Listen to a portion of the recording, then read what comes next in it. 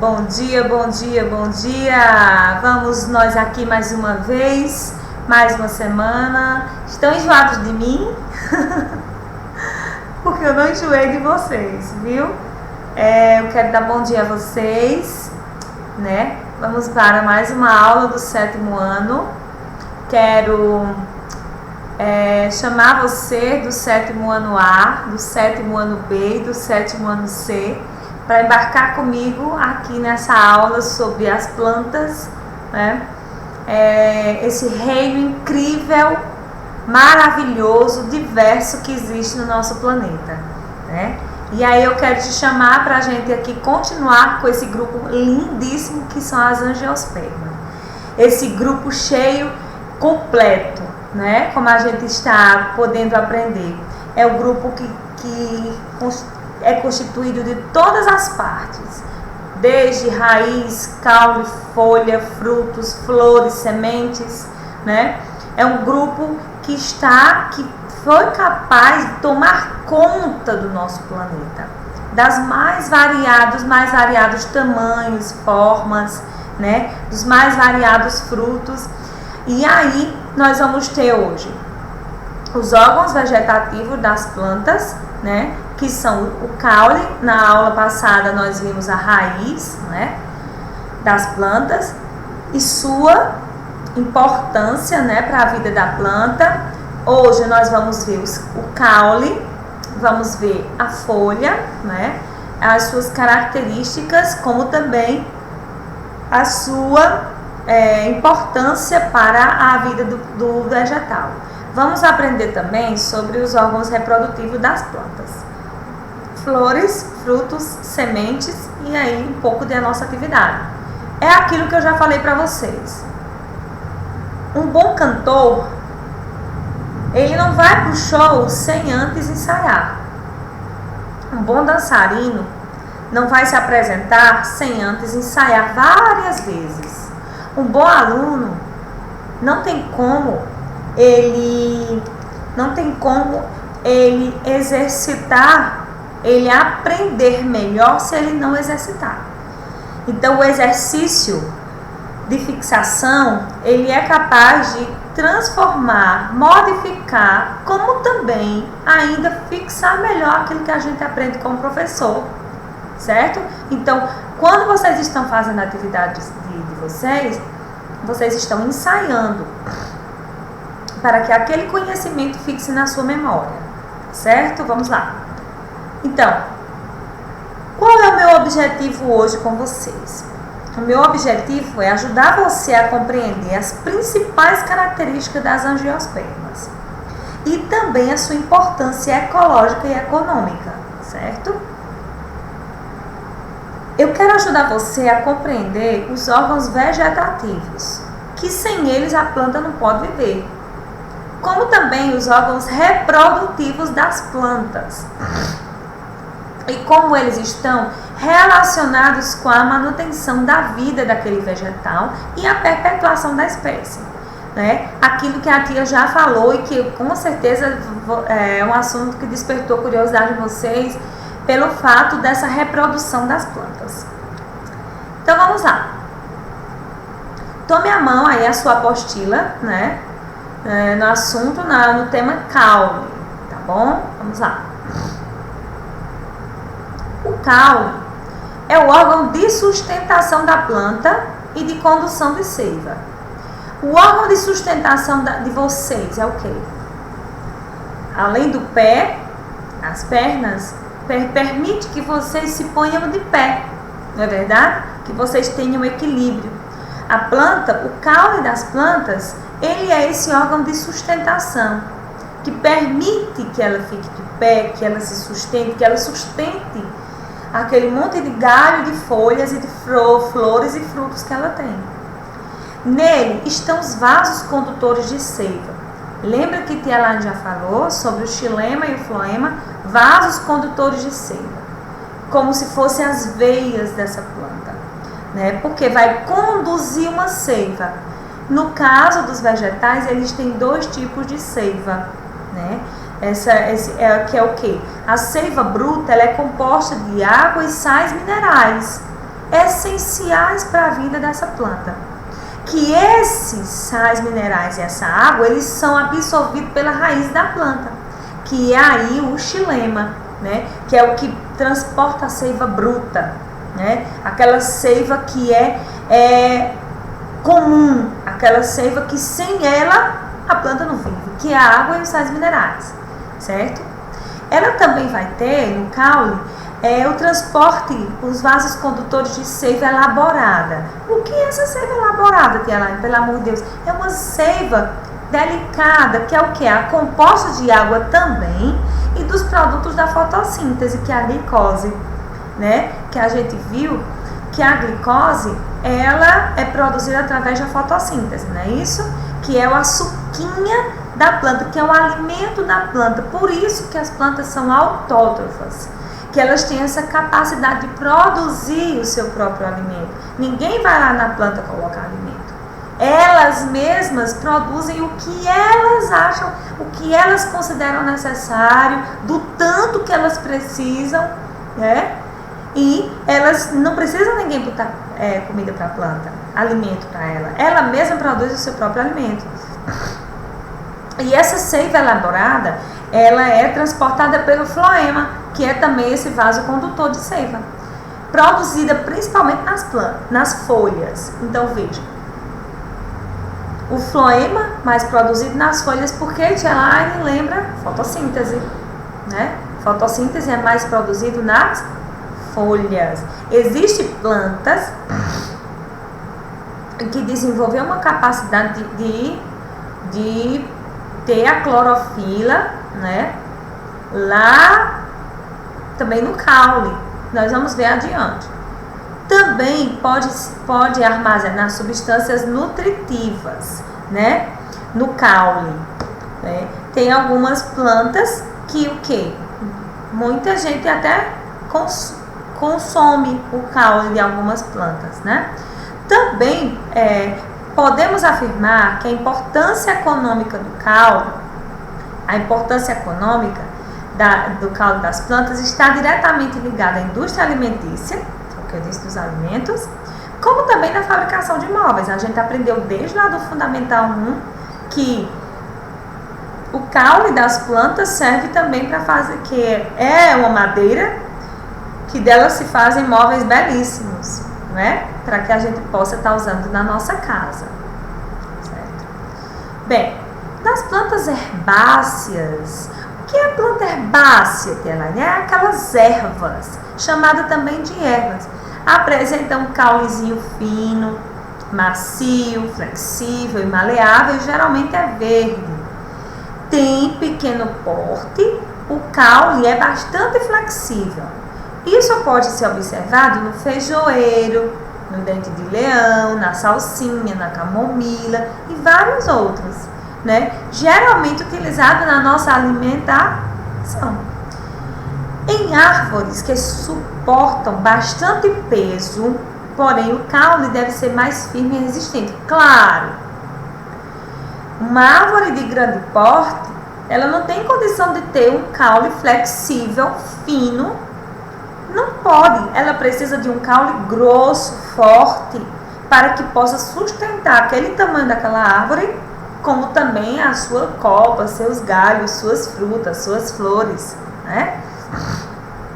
Essa resistência que esses caules têm deve-se a uma substância que os vegetais produzem, que é a lignina, que torna as células das plantas mais duras, né, resistentes e impermeáveis, não permite a penetração de outras substâncias, né? Então a lignina é a responsável por essas árvores desenvolverem esse caule forte, resistente, duro, grande, grosso, que muitas vezes largo, que muitas vezes a gente vê algumas fotos, né, quando a gente pesquisa caule, de pessoas, coisa de 10 homens, 15 homens, com os braços abertos, né, envolvendo, pegado na mão, envolvendo aquele caule daquela planta, certo? Bom, os caules, eles podem ser aéreos. O que é um caule aéreo, Tia Elaine? Esse caule que a gente vê, como tá aí, é o bambu, né? Que ele é um caule oco por dentro, a cana-de-açúcar, a palmeira, esse pé de juá aí que a tia usou, né? São esses caules que a gente está acostumado a ver, certo? Existem os caules subterrâneos, aqueles que crescem dentro do solo, que é o caso, por exemplo, do gengibre. O gengibre ele é um caule subterrâneo. A cebola é um caule subterrâneo, tá certo? E entre outros. Aquáticos, existe caule dentro d'água? Vixe, mas nunca vi. Pois existe. São aqueles que se encontram dentro da água. E em algumas espécies de plantas aquáticas, seus caules crescem até a superfície para que as folhas absorvam a luz solar. Engraçado, né? Olha, nesses caules aquáticos, as folhas deles ficam assim, ó, para fora da água. Para quê? Para que ele possa fazer fotossíntese direitinho. Para quê? Porque a fotossíntese é o quê? A fotossíntese é um processo de manutenção da vida dessa planta. Sem fotossíntese, essa planta não vive. Que ela é mesmo dentro d'água? Sim, gente, mesmo dentro d'água. Mesmo dentro d'água, a planta faz fotossíntese, certo? Esses caules aquáticos, eles são flexíveis, né? Vai de acordo com o movimento da água. Apresentam acúmulo de ar em seus tecidos e se movimentam de acordo com o movimento da água, pois se fossem rígidos, eles quebrariam com a força da correnteza. Então, essas plantas aquáticas, elas têm a capacidade de se movimentar de acordo com a correnteza. Entre os caules, existe a estipe. O que é a estipe? É um tipo de caule cilíndrico, alongado e fibroso, cheio de fibras. Eles não apresentam ramificações, apenas um conjunto de folhas na extremidade superior.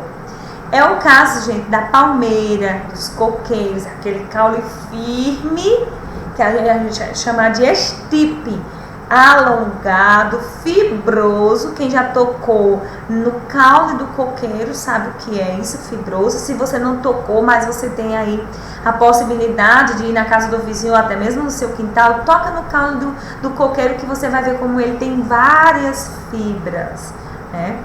Um exemplo de caule subterrâneo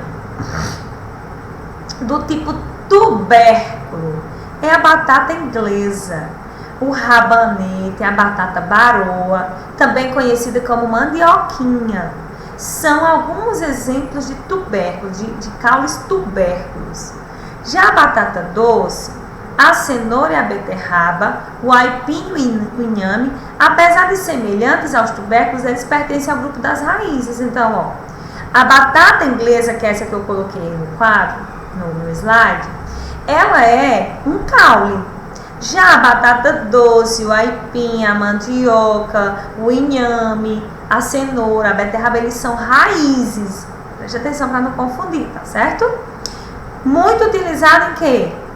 Na alimentação humana, né? Esse tipo de caule, ele cresce abaixo do solo e armazena energia para a planta na forma de amido. Vocês lembram que vocês ouviram falar sobre amido no 5º ano? Que é o quê? Que é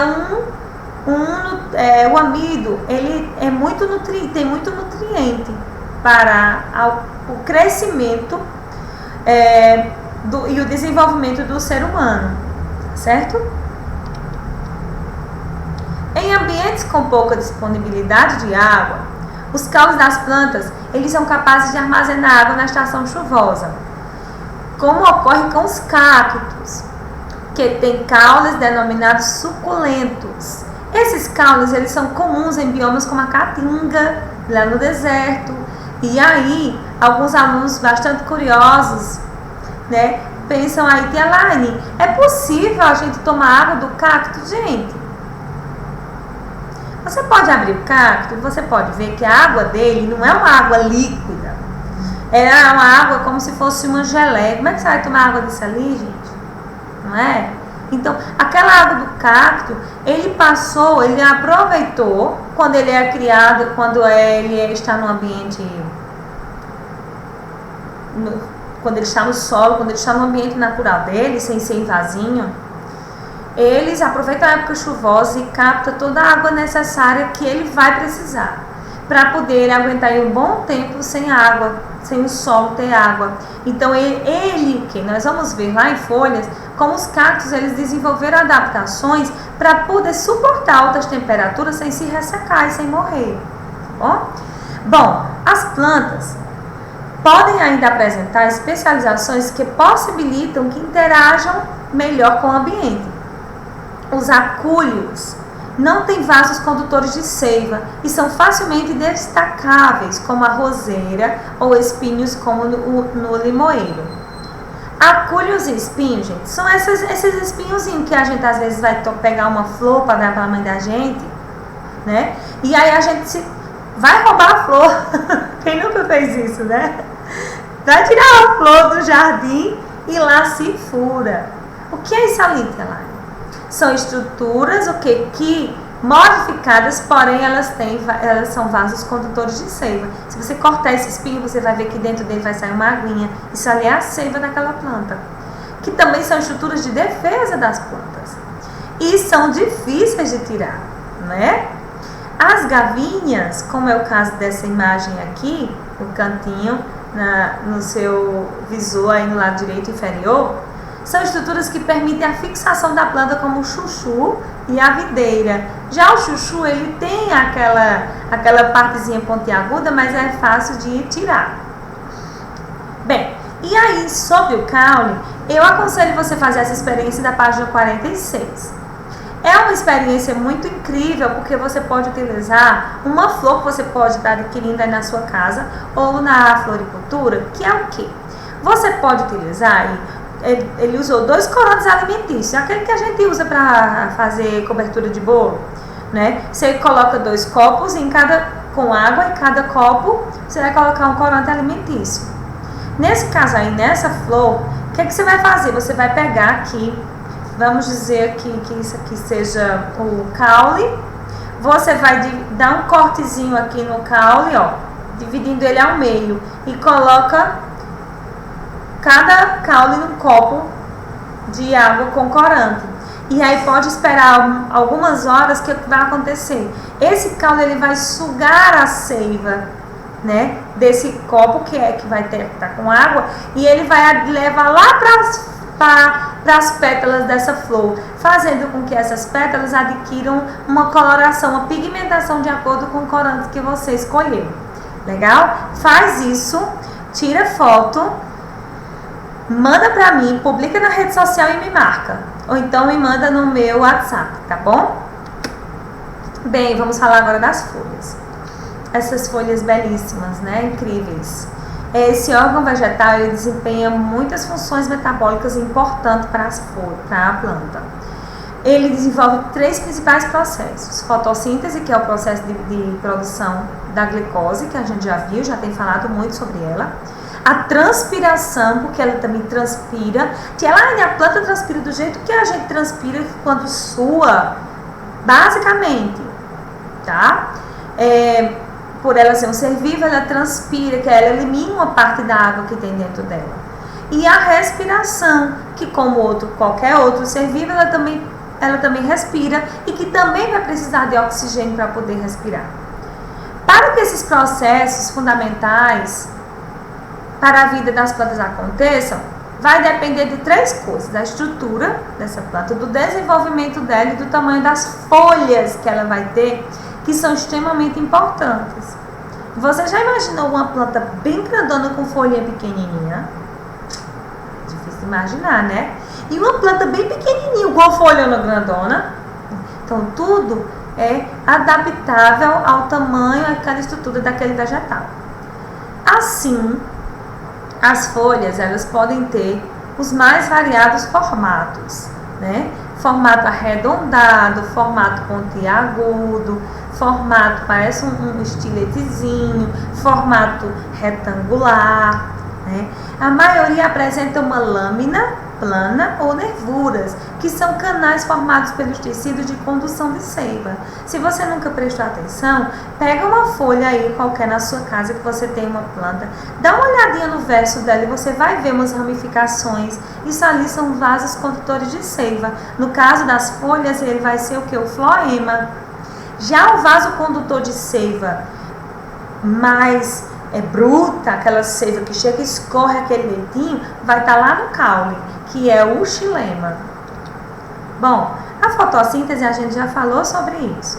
Ela precisa de um pigmento chamado de clorofila, em que ela vai absorver o gás carbônico, utilizar a luz solar, a água que vai ser transportada pelos vasos condutores. Isso ela vai fazer o que? Vai transformar esses 3 ingredientes, a água, luz solar, gás carbônico e junto com a clorofila, vai o que? Vai transformar em quê? Em oxigênio, em glicose, que é o que ela vai utilizar para poder se alimentar. A transpiração nada mais é, gente, do que uma troca gasosa realizada pelas plantas, que são feitas principalmente por uma estrutura chamada estômatos. Estômatos, localizado na parte inferior das folhas, que possibilita a entrada e a saída de oxigênio e gás carbônico dessa planta, certo? Então, nas folhas vai existir pequenas estruturas, como eu vou mostrar agora para você, pequenas estruturas que vai fazer o que, Tia Lai? Que essas pequenas estruturas, elas vão ser responsáveis por liberar oxigênio e pegar gás carbônico, liberar oxigênio e pegar gás carbônico, tá certo? E aí a gente chama esse processo de transpiração. Veja, você já deve ter parado um pouco debaixo de uma árvore, já deve ter sentido umas gotinhas de água. Aí você, tá chovendo? Não. Gente, quem joga essa água em mim? Você olha para trás e não tem ninguém. É a planta transpirando. Você já deve ter sentido isso. Eu já senti, todo mundo já sentiu, né? É a planta transpirando, certo? Eliminando água para o ambiente que ela está. Até nisso as plantas ajudam, né? Essa questão da umidade do ar, gente, certo?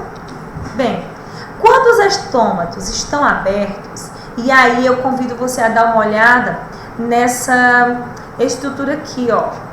Olha só.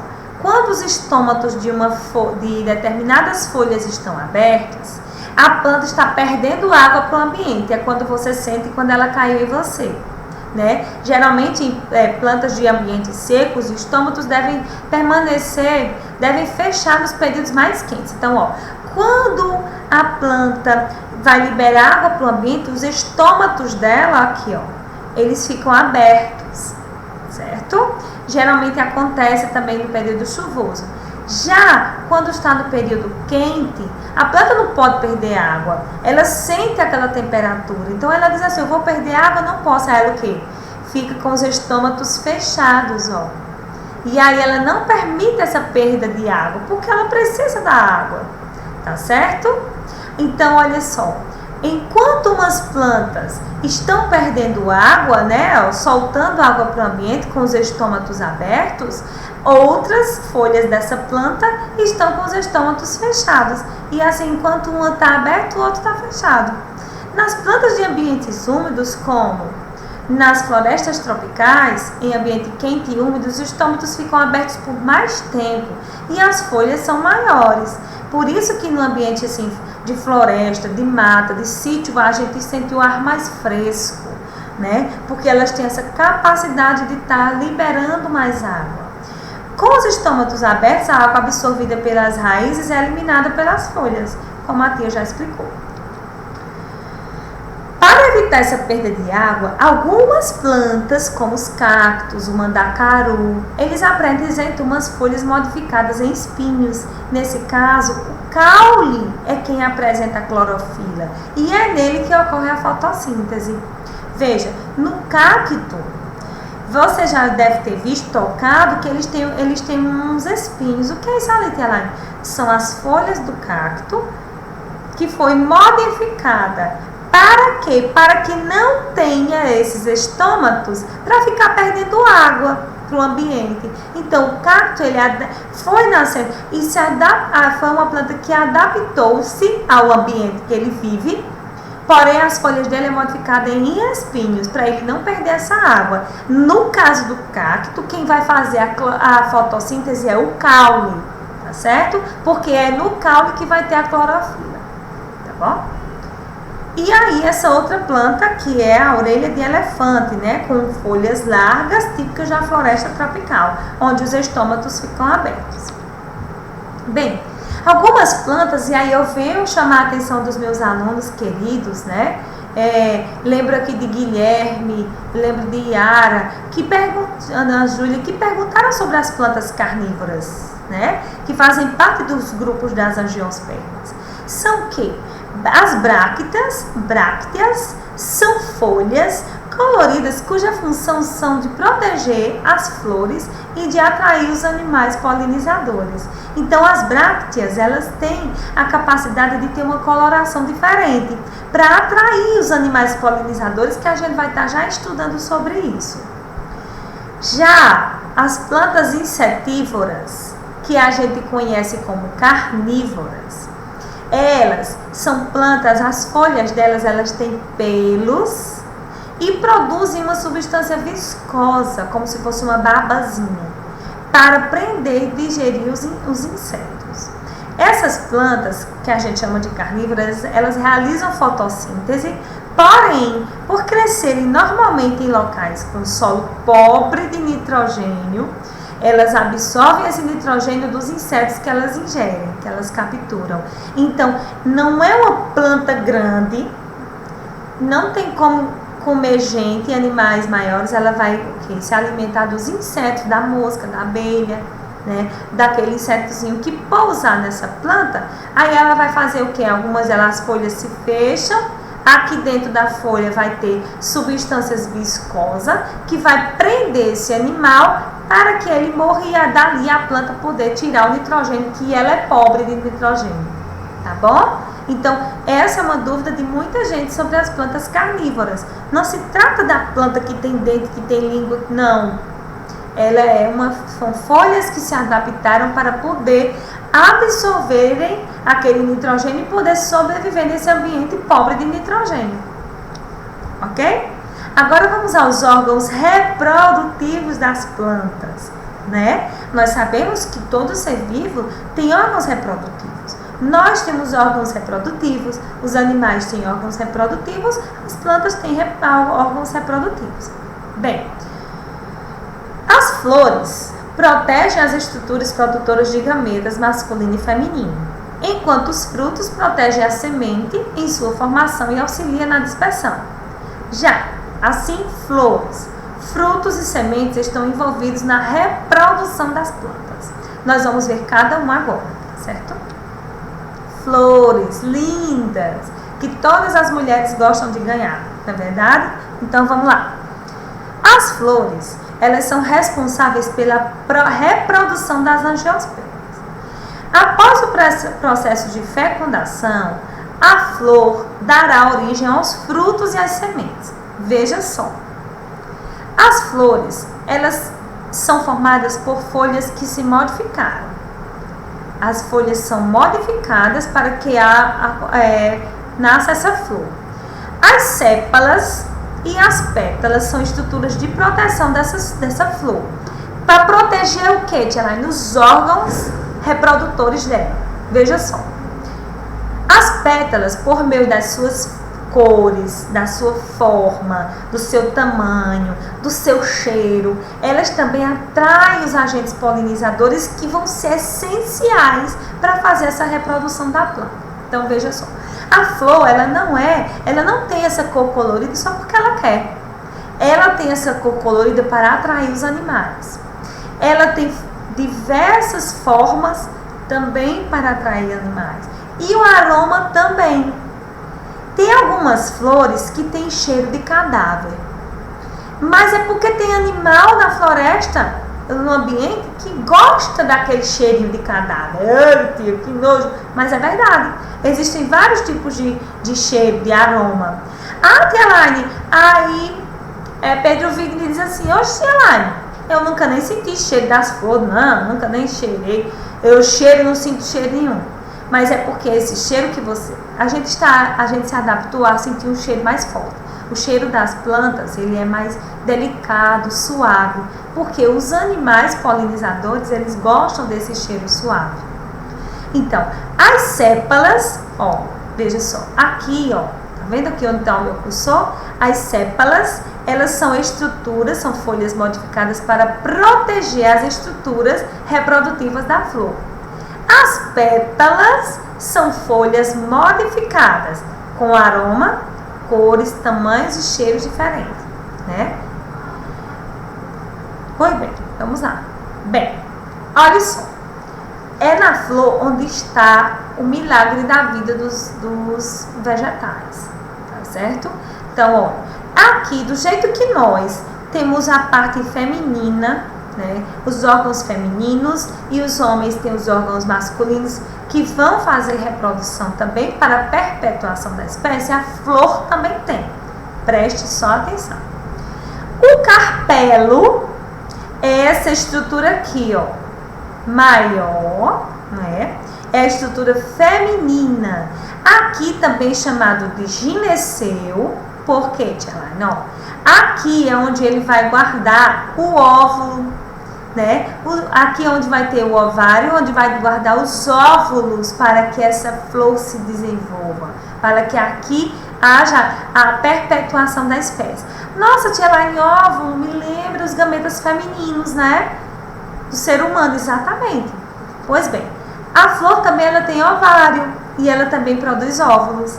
Então, através desse carpelo, esses ovários e esses óvulos vão estar muito bem protegidos aqui. E aí vai ter esse carpelo que é um tubo, né? Parece um tubo. Já os estames, que são essas estruturas aqui, é a parte masculina da planta, que a gente chama de androceu, que vai ser o que? As estruturas que eu vou falar na imagem a seguir, como essas estruturas estão divididas.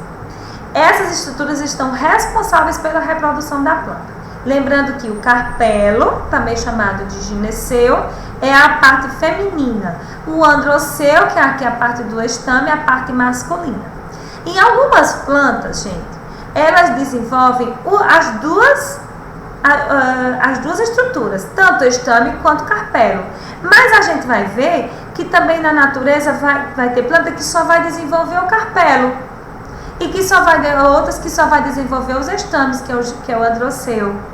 Tem aí nessas plantas que a flor dela tem o órgão feminino e o órgão masculino, ela pode se autofecundar?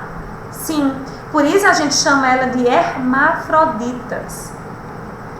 Vamos lá? Interessante, né, gente? A vida das plantas. Eu amo esse assunto. Eu adoro estudar esse assunto. Vamos lá. O processo de transporte do pólen, dos estames até o carpelo, é chamado de polinização, certo? Quando um grão de pólen atinge a estrutura superior do gineceu, ele dá origem ao tubo polínico, que leva o gameta masculino do grão do pólen até o óvulo. Após a fecundação do óvulo, forma-se o embrião, semente e se desenvolve o óvulo. Veja só. Olha. Essa imagem aqui, eu vou trazer o gineceu, que é a parte feminina da planta. O gineceu, ele é composto de estigma, estilete, que é essa partezinha como se fosse um tubinho, e de ovário, onde vai haver a produção de óvulos. Belezinha? Pronto. Essa daqui, vamos dizer que ela é uma flor independente que só tem órgãos femininos nela. Já essa daqui é uma flor masculina, que só vai ter órgãos masculinos nela, que é no caso o androceu. Quem é o androceu, tia Laine? É formado pela antera, que é onde vai produzir os gametas masculinos, que é o grão de pólen, e o filete, que é quem segura a antera, tá certo? Nesse caso aqui, olha, essa aqui é uma planta que ela é composta por órgãos femininos e masculinos. Já nessa daqui, essa daqui é uma flor que só tem órgãos femininos e essa daqui é uma flor que só tem órgãos masculinos. Veja só. Nesse caso, eu vou voltar aqui. Nesse caso aqui, os grãos de pólen, eles vão ser produzidos aqui, nos estames, certo? Aqui vai desenvolver os grãos de pólen.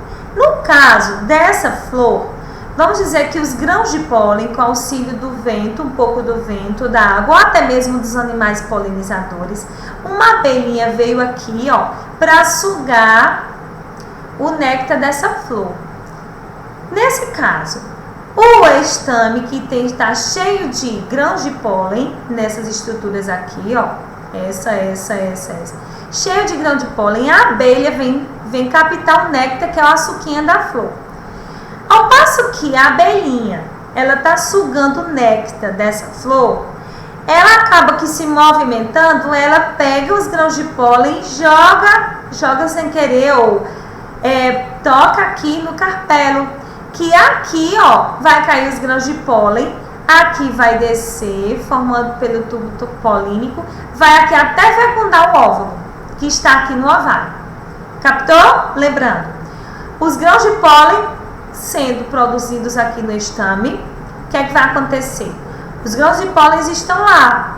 A abelha que veio sugar um pouco do néctar dessa flor, ela fica se mexendo, procurando onde tem mais açuquinha. Ao passo que ela se mexe, os grãos de pólen vão entrar aqui, ó, no carpelo, vão atravessar aqui, ó, esse tubo, até encontrar o óvulo, tá certo? Daqui desse óvulo vai se originar, ele vai se dividir lá, ele vai se desenvolver até formar o que? Que é lá na sementinha. A sementinha, e daqui dessa sementinha vai se originar um fruto, né? Um fruto carnoso ou não, e aqui a partir daqui vai nascer esse novo fruto, certo? Aqui também pode se originar outro tipo de fruto que eu vou já estar explicando, certo? Se você sentiu dúvida, dá uma pausazinha, volta um pouquinho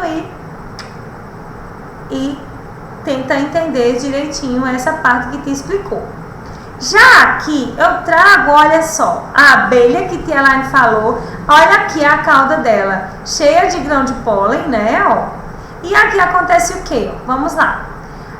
Tia Elaine explicou aqui, ó, aqui a estrutura da flor, onde aqui dentro está o óvulo, aqui, ó,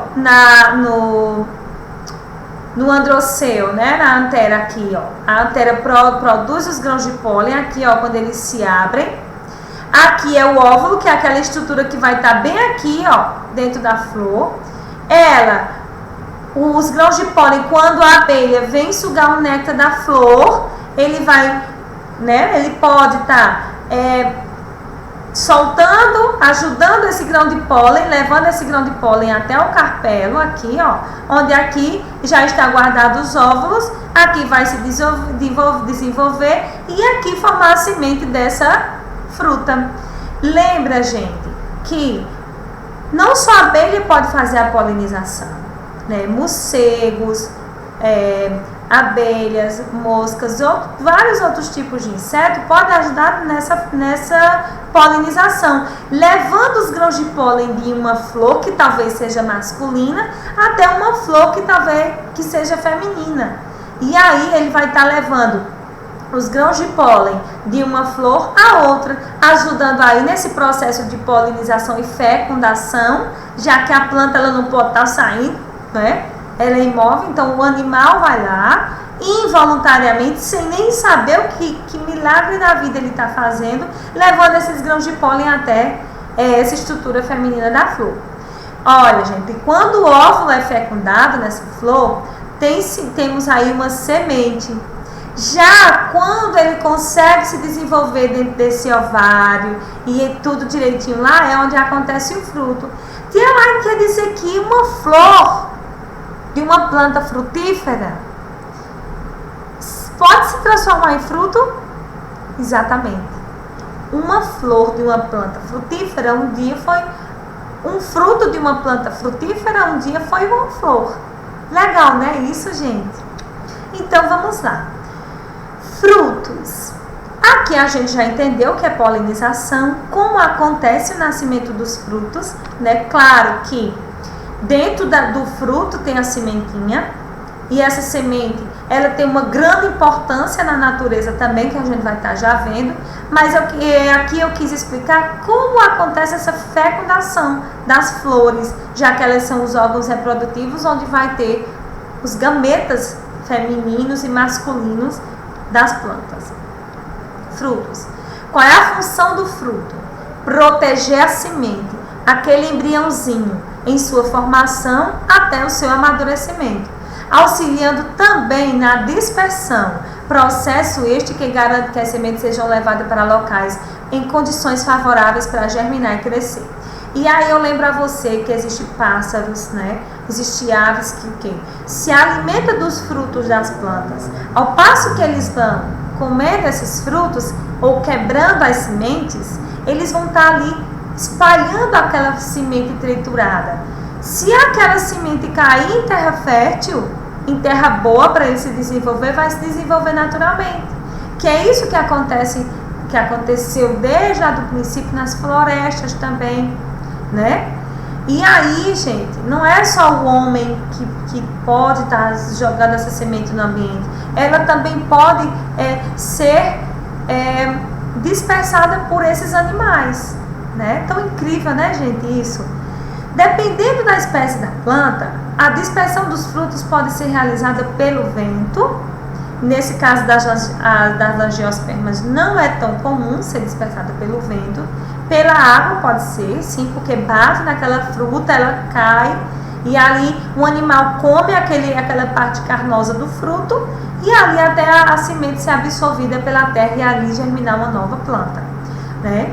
Ou pela ação de animais, que ao comerem os frutos podem derrubar as sementes no solo, como a gente já viu.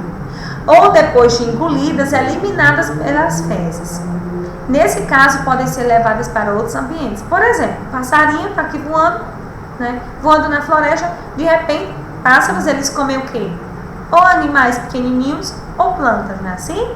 Semente de planta? Pois bem, quando eles fazem o processo digestivo deles, que fazem cocô, né? Que evacuam, onde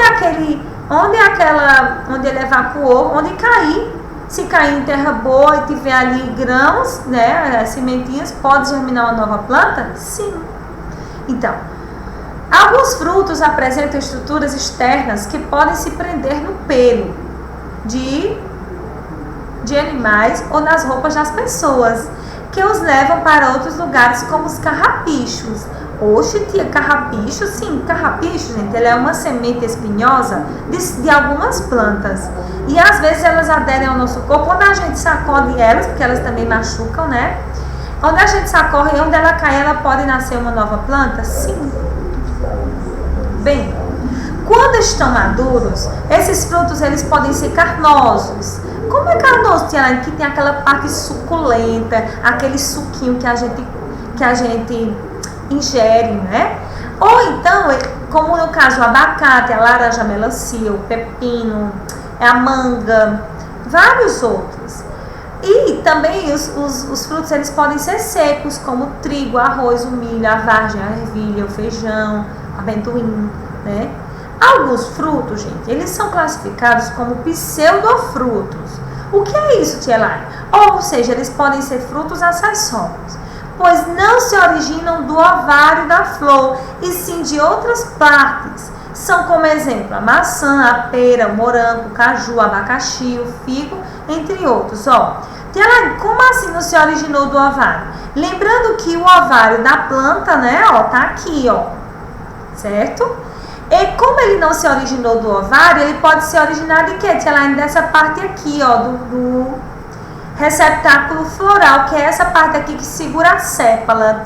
Aqui pode se originar um fruto, que é no caso da maçã. Olha como ela se originou. Então, não necessariamente ela vai só se originar aqui do ovário. Ela também pode se originar desse receptáculo floral aqui, E daqui pode nascer outros frutos. Frutos carnosos e secos, como a tia Lana já falou. O abacaxi, ele é um exemplo de pseudofruto múltiplo, pois é formado por uma inflorescência, que são flores agrupadas. Nesse caso, a estrutura das flores começa a crescer após a fecundação e se fundem, formando um único fruto. certo? Então, ó, cada segmento desse daqui do abacaxi se desenvolve de uma flor de inflorescência, certo? De uma flor que desenvolveu adaptações que não foi tão necessária para formar um fruto comum, como a gente conhece. Semente. A semente, ela se desenvolve, gente, no óvulo fecundado, que eu já falei, e abriga no seu interior o embrião que dará origem a uma nova planta. Quando existe apenas um óvulo dentro do ovário da flor, uma semente se forma, e aí essa planta vai desenvolver uma semente, que é no caso do abacate ou do pêssego, quando só tem um óvulo para ser fecundado. Quando nessa planta, nessa florzinha, existem vários óvulos, é porque lá dentro tem várias sementes. É o caso que acontece com o mamão, a laranja, o melão, o limão, né? Que tem um monte de carocinho dentro. Cada carocinho daquele um dia foi um óvulo. Legal, né, gente? Pois bem, a semente, no interior delas, os embriões se encontram protegidinhos, acompanhados de substâncias nutritivas para poder crescer, que fornecerão energia para o seu desenvolvimento, até que a nova planta possa realizar a fotossíntese. Essas substâncias nutritivas geralmente estão localizadas nas regiões chamadas de cotilédones. Cada sementinha de angiosperma pode ter um ou mais cotilédones. E esse critério deixa dividir as angiospermas em dois grupos. Então, veja só. Ó, aqui dentro do embrião, ó, pode existir um óvulozinho, cotilédone. Esse cotilédone, é ele quem vai agrupar as angiospermas em dois grandes grupos. Que é o caso da monocotiledônia, quando ele só tem um cotilédone aqui dentro do embrião, ou eudicotiledônia, quando ele tem dois cotiledones ou mais. Então, veja, mono, que só tem um cotilédone, a gente chama de monocotiledôneas. E eudicotiledôneas, que são aquelas plantas que têm mais de um cotilédone, certo? Então, o que é isso, tia Laine? Essas substâncias que são nutritivas, né, dentro desse cotilédone, para poder formar o quê? Formam as sementes das angiospermas, certo? Pronto. E aí tá aqui, ó, a sementinha, né, ó, como ela se desenvolve a raiz, né, a estrutura que ela formará o caule, as folhas primárias bem sensíveis, o cotilédone, que é a reserva nutritiva dessa planta, né? Aí vai formando as folhas. O processo de germinação somente acontece quando a planta encontra condições favoráveis no ambiente para ela se desenvolver. Se aquele ambiente não oferece condições favoráveis, ela não vai se desenvolver. Bem, as sementes, elas são muito importantes, gente, na conquista dos novos ambientes pelas espécies de vegetais. É por isso que as angiospermas, elas são as donas da maior biodiversidade do planeta. Uma das maiores, né? Quando ela é colocada em ambiente favorável, a semente germina. Para algumas plantas, um ambiente úmido é suficiente para que ela se desenvolva. Basta aquela terrinha estar um pouco molhada que ela já vai começar a se desenvolver. Porém, muitas sementes, elas precisam de condições especiais para poder germinar, né? Tem algumas que precisam ser enterradas no solo, tem outras que precisam de muita água, outras que precisam de pouca água, umas que necessitam de mais luz ou menos luz, né? Enquanto as condições não forem favoráveis, as sementes continuam seu estágio chamado de dormência e não conseguem germinar. Então, se aquele ambiente que aquela semente conseguiu chegar, que aquela semente caiu nesse solo fértil, se ela não tiver ali, nesse ambiente, as condições favoráveis para ela se desenvolver, nem adianta que ela não vai se desenvolver. Certo? Então, olha, gente, e aí eu trago essa imagem, né? Quem nunca plantou uma árvore, né? Quem nunca plantou? Então, aí, eu trago aí um apelo. Por favor, quando vocês comerem frutas, não joguem sementes fora. Deixa elas secar, coloca numa bacinha, deixa ela secar no sol. E depois você coloca ela numa folhinha de caderno sua. Quando você for pro sítio do vovô, da vovó, ou da tia, ou do padrinho, ou da madrinha, joga essas sementes lá onde não tiver árvore. Se elas encontrarem condições favoráveis, elas vão se desenvolver. E você vai estar fazendo aí parte dos agentes que vão estar aí multiplicando o número de vegetais do nosso planeta. Legal, né? Então vamos exercitar? O exercício, a tarefa, é uma forma que você encontra de estar reforçando o que você aprendeu, como também formalizando suas próprias opiniões, criando suas dúvidas para que a gente possa estar tirando. Tá aí o caderno de atividades, página 25 a 28, a apostila, página 53 e 54. Se você quiser fazer atividade prática, na página 46, faça aí, por favor, registre, me mande, ou publique nas redes sociais, me marca, tá certo? E obrigada pela sua paciência e até a próxima. Vamos ficar em casa para que a gente possa sair logo dessa situação, dessa pandemia. Um beijo no coração de vocês e até a próxima.